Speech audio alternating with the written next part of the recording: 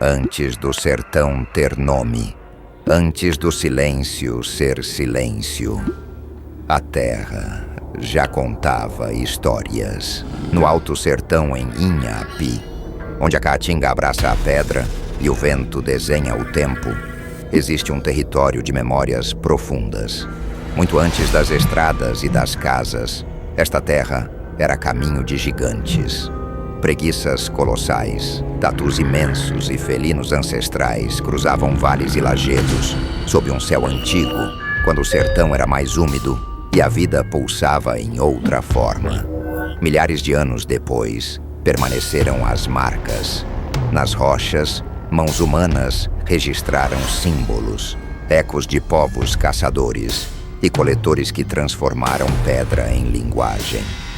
As pinturas rupestres de Inhapi não são apenas imagens, são vozes, vozes da pedra, chamando-nos a lembrar de onde viemos e a preservar o que o tempo insiste em guardar. Inhapi é uma cidade do sertão alagoano.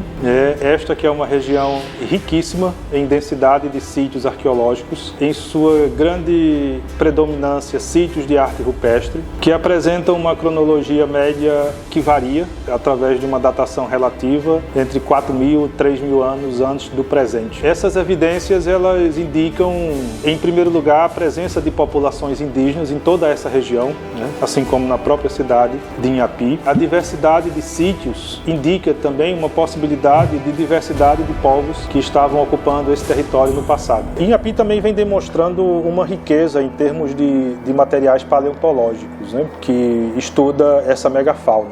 A UFAL tem o laboratório, um núcleo de paleontologia que fica em Maceió, que é coordenado pelo professor Jorge Luiz. Esses animais que viveram há cerca de 10.000 anos ou mais, eles indicam um contexto ambiental distinto, desse que vivemos hoje. E, portanto, a relação entre esses povos e esses animais aparentemente eram frequentes.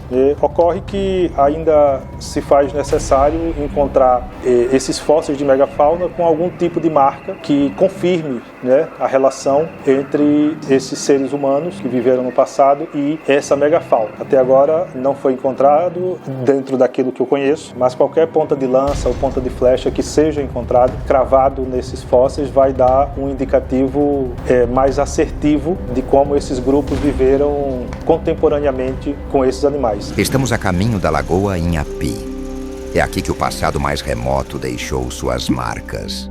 Fósseis da megafauna, vestígios de um tempo em que gigantes caminhavam por estas terras. Este lugar carrega também a origem do nome do município, Inhapi, água sobre pedra. Memória viva da relação entre o povo, a paisagem e a história que brota do chão do sertão.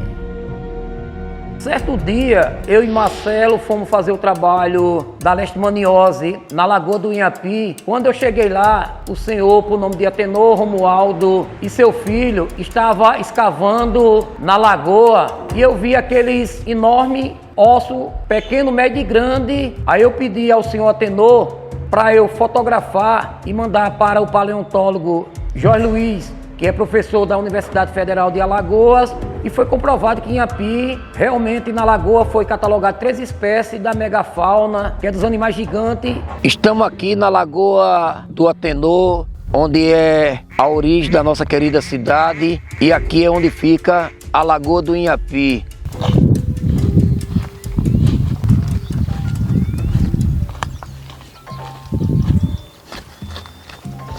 Aqui na lagoa conviveu indígena, o qual nós, nas escavações, encontramos aqui pilão lítico, mão de pilão, cerâmica e os fósseis da megafauna ou era do gelo, o qual os indígenas do passado conviveram com algum desses animais. Aqui no Inhapi foi encontrado placa, o carapaço do tatu gigante que chegava ao tamanho de um fusca, fragmento de dente do mastodonte, foi encontrado astrálogo e calcânio e costela de Eremotero laurilade, que é a preguiça gigante, também de uma espécie de cavalo, por nome de Égua Meipo, que ele tinha um porte, vamos dizer assim, ou o tamanho de um jegue ou de um pônei. Mas já quando eu falo da preguiça gigante, mastodonte, são animais de grande porte. Alguns dos fósseis encontrados na Lagoa Inhapi estão disponíveis para exposição na Casa da Cultura, localizada no centro da cidade, por trás da Igreja Matriz. Nesse expositor aqui, eu tenho um fragmento de dente de mastodonte, nós temos uma réplica da presa do tigre dente de sabre e tenho aqui placa ou carapaça de tatu gigante que chegava ao tamanho de um Fusca. Aqui é a placa ou carapaça de tatu gigante que chegava ao tamanho de um Fusca, que foi coletado na Lagoa do Atenor, em território inhapiense. Está aqui em minhas mãos um fragmento de dente do mastodonte, que ele não é nem mamute nem elefante, ele é um parente próximo.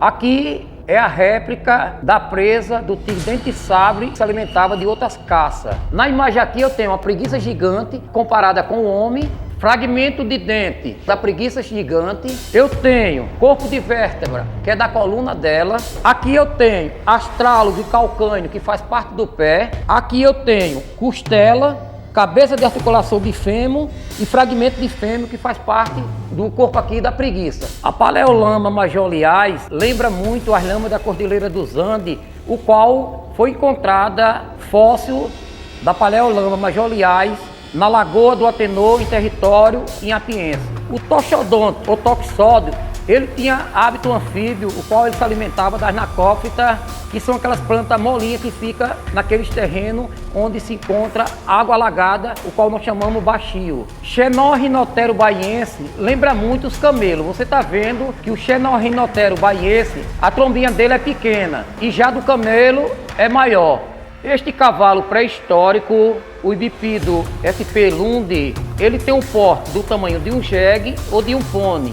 E na Lagoa do Atenor foi coletado muitos fósseis desse animal.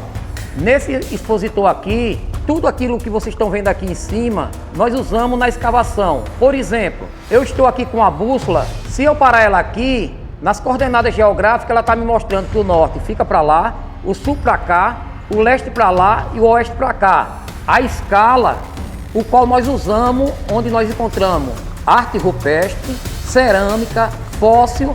No território de Inhapi, no Alto Sertão de Alagoas, 3 sítios arqueológicos marcam oficialmente a presença desse patrimônio no município.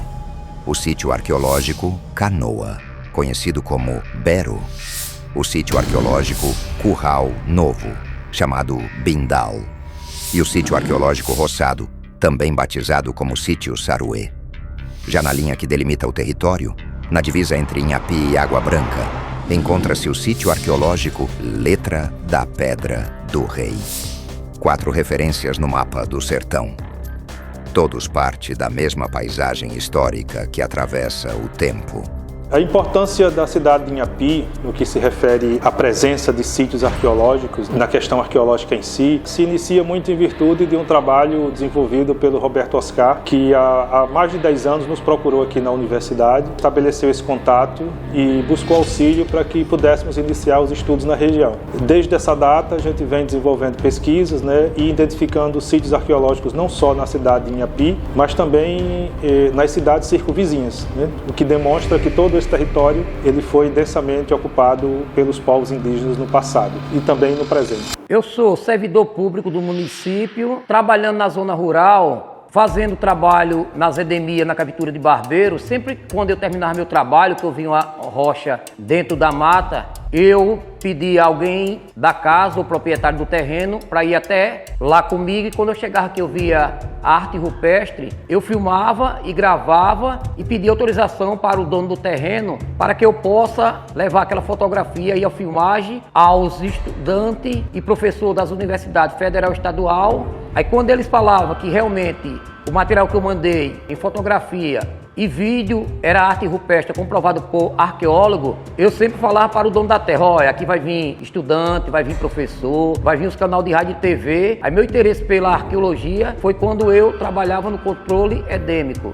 A arte rupestre, ela indica claramente a presença humana na região da cidade de Inhapi. Isso nos remete à sua vivência cotidiana, que tem relação com esse contexto, Em termos termos de analogia direta, a gente não pode estabelecer nenhuma conexão para explicar a forma de vida desses povos a partir do que a arte rupestre nos informa, até porque existe uma limitação de compreensão cognitiva nossa para aquela realidade dos grupos que viveram na pré-história. Mas, em todo caso, podemos conjecturar de que esses grupos eram especializados e tinham capacidade de sobreviver, inclusive nessa região do semiárido, se alimentando da fauna e da flora que existe aqui, nativa, típica. Eu estava trabalhando aqui no sítio Serra do Cruzeiro, ou Serra do Caboclo, onde fica a comunidade Coiupancá. Assim que eu terminei meu trabalho em residência, eu fiz a pergunta ao garoto: ali naquela rocha tem algum tipo de pintura, algum desenho? Ele disse: tem. Aí ele me levou eu lá, quando eu vi, fiz a fotografia, mandei para o Dr. Flávio, que é arqueólogo da Universidade Federal de Alagoas do Alto Sertão, e ele comprovou que realmente em Inhapi tem sítio de pintura rupestre, o qual esse que fica aqui no sítio Roçado, ele tem uma cor alaranjada, mas nós temos muitos sítios de pintura rupestre que é na cor vermelha, na cor branca, porque nossos povos nativos, os indígenas, os nossos povos originários, ele matava os animais, pegava o soro do sangue, o óxido do ferro, a seiva das plantas, fazia aquela mistura bonita, com as suas mãos ou com galho, fazia esses desenhos em caverna ou em rocha, que é o caso do Alto Sertão. As pinturas rupestres eram feitas principalmente com pigmentos minerais naturais. Óxido de ferro, a hematita, responsável pelos tons avermelhados, óxido de manganês, utilizado para tons escuros como o preto, carvão vegetal, também empregado na pigmentação preta, argilas e minerais terrosos que produziam variações de ocre e amarelo. Esses pigmentos eram triturados e misturados a um aglutinante. Podia ser água, gordura animal, sangue ou seiva e resinas vegetais. Essa combinação garantia maior aderência à superfície da rocha e aumentava a durabilidade das imagens. Por isso, muitas dessas pinturas permanecem visíveis por milhares de anos.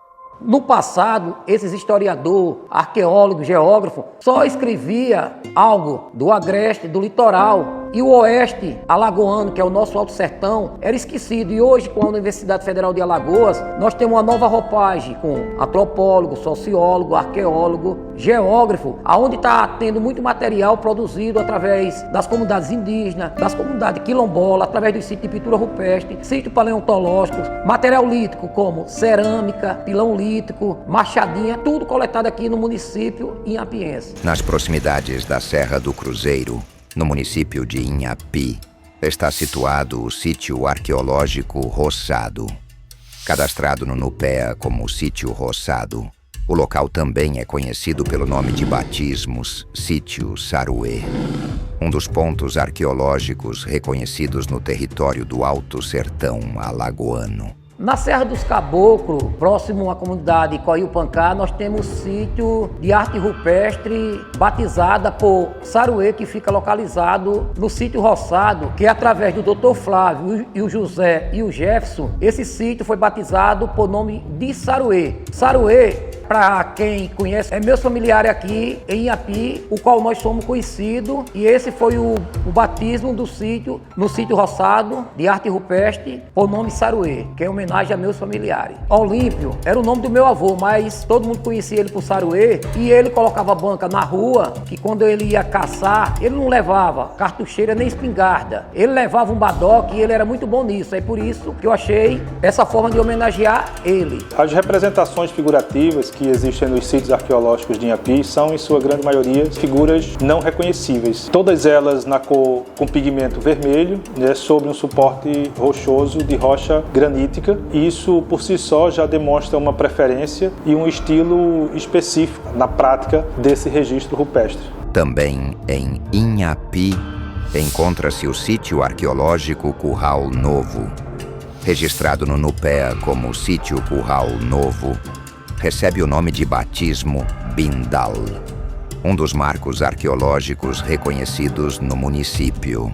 Na Fazenda Curral Novo, nós temos sítio por nome Bindal, o qual eu já tinha homenageado o meu avô pela parte da minha mãe, e esse outro sítio foi batizado com o nome Bindal, em homenagem a meu avô, que era um barbeiro. E era um dos caçadores aqui, que as famílias mais velhas de Inhapi conhecia, que quando juntava grupo de caçadores no passado para ir caçar caça grande, média ou pequena, sempre ele se destacava. Depois que ele pegava um rastro do tatu, ou do peba, ou de uma paca, ou de uma capivara, ele trazia. E os outros caçadores aqui, como Adelmo, entre outros, trazia meu avô como uma lenda, tanto para tirar como para rastrejar esses animais. E o Curral Novo, que é o sítio na fazenda, fica na área de Caatinga, território inhapiense. Eu estava na fazenda Curral Novo assinando cães e gato.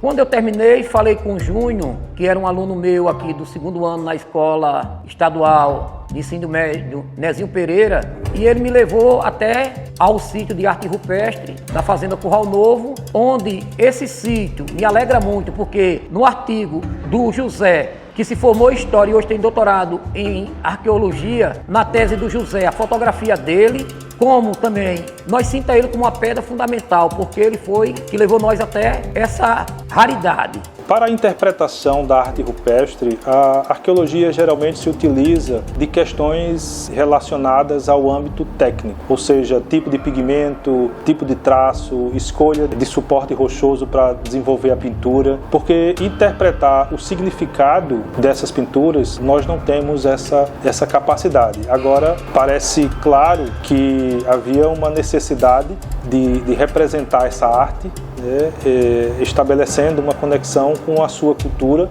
e com o seu cotidiano. Agora, em termos simbólicos, a gente tem uma limitação na busca por esse conhecimento. No município de Inhapi, no Alto Sertão de Alagoas, está localizado o sítio arqueológico Canoa. Cadastrado no NUPEA como sítio Canoa. O local também é conhecido pelo nome de Batismo Bero. Um ponto de referência histórica no território sertanejo. Em sítio Canoa, na divisa de Inhapi com o senador Rui Palmeira, esse sítio está localizado em território inhapiense. O que me alegra é que esse sítio, o Dr. Flávio, que é arqueólogo da Universidade Federal de Alagoas, juntamente com o Jefferson e o Brito e mais alunos, batizaram esse sítio por nome de Bero. Mas eu quero dizer a vocês que esse batismo, o qual arqueólogo, historiador, geógrafo, antropólogo, sociólogo faz homenagem, no cadastro do IFAM fala o nome da localidade e não o batismo do sítio. Lá próximo ao sítio Canoa, falei com o Júnior, ele me levou até esse sítio de arte rupestre, onde eu fotografei através do que ele conversou comigo. E o que mais me alegra é que o Júnior hoje, ele é natural de Inhapi, está servindo ao Exército Brasileiro na missão de paz, nas divisas de muitos países, ele já teve o privilégio de conhecer. E para mim, como eu e outros foram professor dele, para mim, eu me sinto muito orgulhoso e tiro o chapéu para o Júnior. Sou nascido e criado aqui mesmo. Estou com 55. Eu percebi que aqui era os causos valiosos, que foi uma parte que Deus veio e deixou. Rapaz, quando aqui era tudo verdinho aqui era tudo era madeira aí, ó. Fui tirando, hoje está assim. Mas aqui era bonito, era verde. Não é um mocó mesmo. Aqui eles vivem quase direto aqui, o caveiro direto aqui, pinotando. Aqui não vem agora, mas aqui é o comum deles aqui. Que tinha esse tipo que é gerado do mato mesmo, é viado, com outra caça, peba, tatu, taiú. Que tudo existia isso aqui. Essa arte rupestre que a gente estuda tem muito a ver com o período, né, e com a época que esses grupos viveram. Muitos dos animais que são representados na arte rupestre é possível que os humanos da atualidade não conheçam porque já foram extintos, né? Então, quando vamos estudar, a gente identifica apenas a morfologia, né? Se são figuras zoomórficas, se são figuras antropomórficas ou se são figuras fitomórficas, né? De animais, de seres humanos ou de vegetais. Mas muitas vezes identificar a espécie, nós temos uma certa limitação, porque é possível que algumas dessas espécies já estejam extintas na atualidade, né? E então isso faz parte do cotidiano que esses grupos viveram e, portanto, visualizaram esses animais, essa fauna e fizeram essas representações. Na divisa entre Inhapi e Água Branca está o sítio arqueológico Letra da Pedra do Rei. Assim registrado no NUPEA, o local é conhecido pelo mesmo nome que lhe confere identidade e reconhecimento regional. O sítio da Letra da Pedra do Rei fica localizado no assentamento Nossa Senhora Aparecida, na divisa de Inhapi com Água Branca, onde lá é um abrigo indígena, onde os caçadores-coletores viveram e deixaram suas marcas registradas lá na rocha, como todos nós podemos ver, as mãos dos povos originários, e tem outros símbolos, o qual essa rocha dá um formato de um navio, por isso que lá foi batizado o nome Letra da Pedra do Rei, mas lá fica localizado na Fazenda Navio. Certo dia, o nosso coordenador da Zedemia, Acildo, mandou eu e o agente de combate à Zedemia, Macaxeira, ir trabalhar na Baixa do Mel, e lá eu conversando com as pessoas, eles falaram para mim da Fazenda Navio, que tinha essas pinturas, mas o pessoal não sabia decifrar, e eu falei para eles, como eu já tinha estudado geografia e estava cursando história, eu tinha um professor, que ele tem doutorado na área de arqueologia, que ele e seus alunos e alunas escreve sobre essas pinturas rupestres, falando o que ali significa através do que os povos originários deixaram nas rochas. Arqueologicamente, a cidade de Inhapi tem uma peculiaridade. Existe uma comunidade indígena em seu território. Isso chama a atenção porque se faz importante compreender qual a visão e o entendimento desses povos acerca do patrimônio arqueológico. Uma vez que esse patrimônio é dos povos indígenas. Foram os povos indígenas que fizeram e deixaram esse registro do passado para as populações atuais. Então isso é um motivo a mais que torna Inhapi uma cidade relevante em termos arqueológicos. Estabelecer esse diálogo entre a arqueologia e as comunidades indígenas atuais é importantíssimo. Eu sou Alporá, na Reá, mas de batismo Francisco, tenho 45 anos, sou da etnia Coiupancá. É muito interessante falar uma história que meu pai falava sobre a limpeza da fonte ali do Inhapi. Ele fez parte desse processo de limpeza. No período encontrou vários ossos gigantescos, ele falava muito no formato de um pilão, e na época eu criança ouvia isso, nem eu sabia identificar para poder dizer o que se tratava, nem ele também, mas ele disse que se assemelhava muito ao osso, mas não existia nenhum tipo de animal semelhante a esse tipo de coisa. E vieram as pessoas estudiosas, levaram isso e deu fim, não se soube. Até meus 20, 30 anos, não se falava sobre pinturas rupestres na nossa região, até porque a gente não tinha esse conhecimento, a não ser nos livros que os professores nos passavam os assuntos de história. Para nós era uma coisa muito distante, mas já era um processo de luta do nosso povo. 2001 foi justamente nesse período onde nos reconhecemos para a sociedade, como povo Coiupancá. Muitos flashes de histórias, de elementos, de lugares sagrados, de visitações dos nossos mais velhos. Isso acendeu com essa organização do povo referente à identificação étnica na região, no lugar. Então, assim, pinturas, cerâmicas, vasilhas, isso foram coisas que foram trazidas com os professores. Passei a estudar na UNEAL, fiz o curso de licenciatura específica para professores indígenas, o CLIND, e lá nós tivemos algumas aulas referente à paleontologia, arqueologia, e conseguimos ter a sensibilidade de perceber esses vestígios, esses códigos que os mais velhos passavam, mas não com relação à pintura, às pinturas rupestres. Então, outras pessoas identificaram na nossa região essas pinturas, mas o que é intrigante, e nós podemos dizer qual a proximidade que nós temos devido a ser pinturas de muitos e muitos anos, tem correlação com o povo Coiupancá. A gente vai perceber nas pinturas das cerâmicas nos dias de hoje. É utilizado o barro branco e o barro vermelho. As pinturas rupestres, elas são pintadas com as que encontraram aqui. Basicamente, as cores são de cor avermelhada. E segundo os estudos, esse é utilizado um barro para ser pintado com outras misturas. Mas nós utilizamos esse barro no nosso corpo. Aí também com pesquisas que nós fizemos anteriormente, nas vestimentas sagradas dos nossos rituais de máscaras, que são os praiais, era utilizado o barro toá, que é esse barro vermelho que utilizam para pintar os utensílios e também pintar os nossos corpos. Em alguns momentos de cerimônias do nosso povo, nós utilizamos o toá, que não é comum para nós utilizarmos a safroa ou o urucum, assim como é conhecido como os povos do sul. Então é bem diferente para nós. Nós utilizamos 3 cores, que é o preto, o branco e o vermelho. O preto de matéria-prima vegetal, de árvores.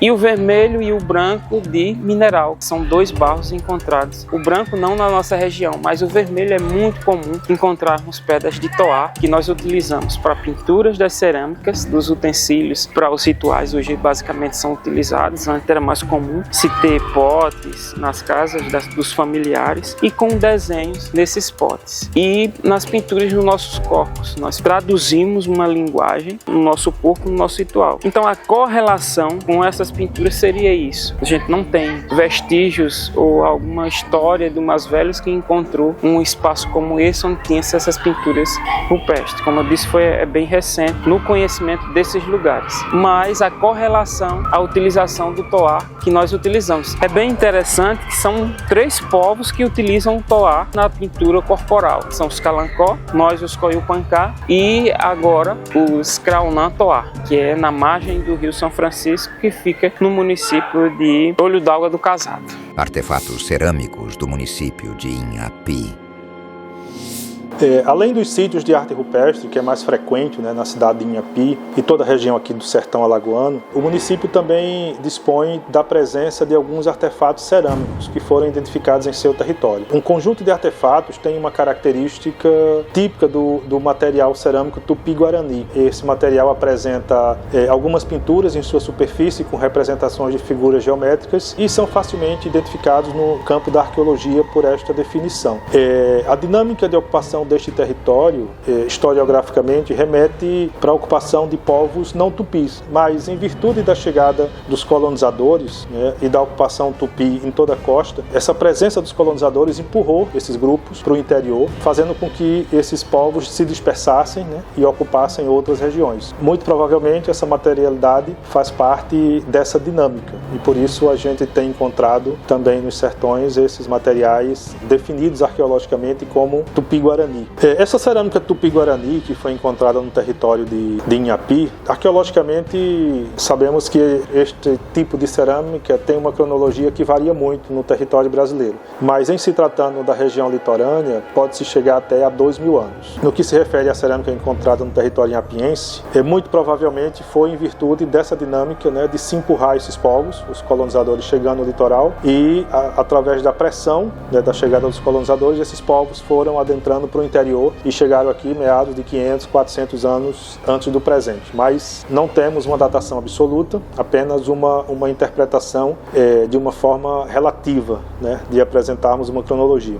Aqui nós temos um prato cerâmico, uma quartinha e temos cachimbo, o qual o arqueólogo Flávio Arruti, superintendente do IFAM, veio ao nosso município e ela já tem conhecimento dessa cerâmica. Esse prato e essa quartinha pertenceu ao povo tupi e aqui temos outro tipo de cerâmica, o qual nós temos cerâmica estudada e cerâmica e cachimbo que está nas universidades, o qual em breve vai vir, onde está sendo estudado.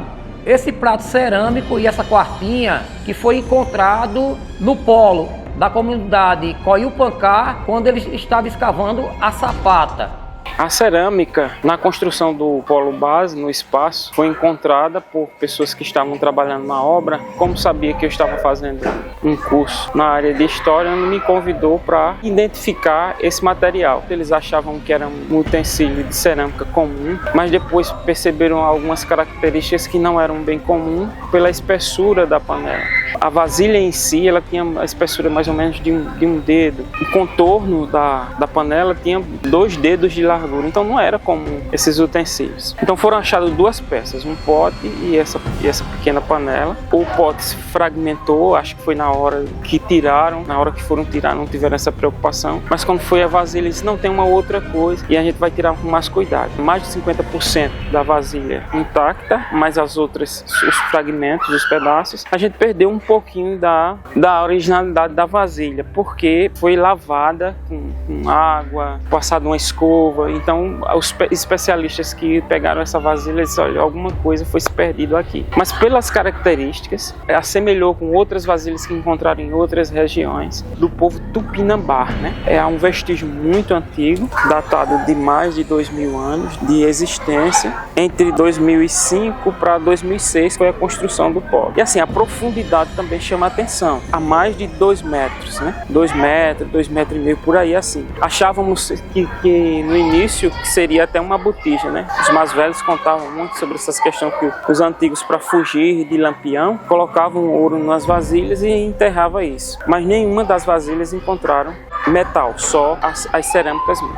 Esse prato e essa quartinha foi para o laboratório do NUPEA, da Universidade Federal de Alagoas, Campo do Sertão, o qual o Dr. Flávio chegou a uma conclusão que pertence ao povo tupi. Aqui nós temos um pilão lítico e uma mão de pilão, onde os nativos, os povos originários, os indígenas usavam para macerar as sementes das plantas. E aqui eu tenho uma machadinha polida, o qual ele usava para caçar. Aqui é um moinho, o qual você girando a rocha vai macerar as sementes melhor do que esse moinho de ferro que nós temos hoje. E aqui nós temos o sílique, o qual o povo originário fazia o fogo, e esse de cá eles confeccionavam suas facas. E ali nós temos quarto fumê, ametista, quarto transparente, que faz parte do contexto da geologia. Aqui é um tipo de sílique o qual o povo originário usava para fazer o fogo. E aqui é outro tipo de sílique, o qual os nativos usavam para confeccionar as facas de tamanho grande, médio e pequeno. Aqui vocês estão vendo o gume, que corta melhor do que essas facas de ferro ou alumínio de hoje. Conhecer para preservar. Apesar de toda essa riqueza arqueológica no município de Inhapi, os sítios ainda são pouquíssimo conhecidos. Se faz necessário ações contínuas e frequentes da educação para a formação, fazendo com que a comunidade compreenda a importância desses sítios.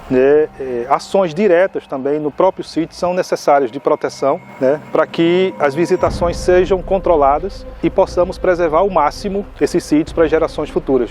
O poder público, no âmbito federal, estadual e municipal, tem total responsabilidade na preservação desse patrimônio, desenvolvendo ações junto às escolas e também à comunidade local. Só assim a gente vai conseguir preservar esse patrimônio que é tão importante e não renovável. Os sítios de pintura rupestre identificados no município de Inhapi têm uma importância gigantesca, não só para o município, mas também para o estado, para o Nordeste como um todo e para todo o Brasil, porque só reforça a presença indígena no território brasileiro e confirma que todo esse território, no passado, foi ocupado por povos indígenas.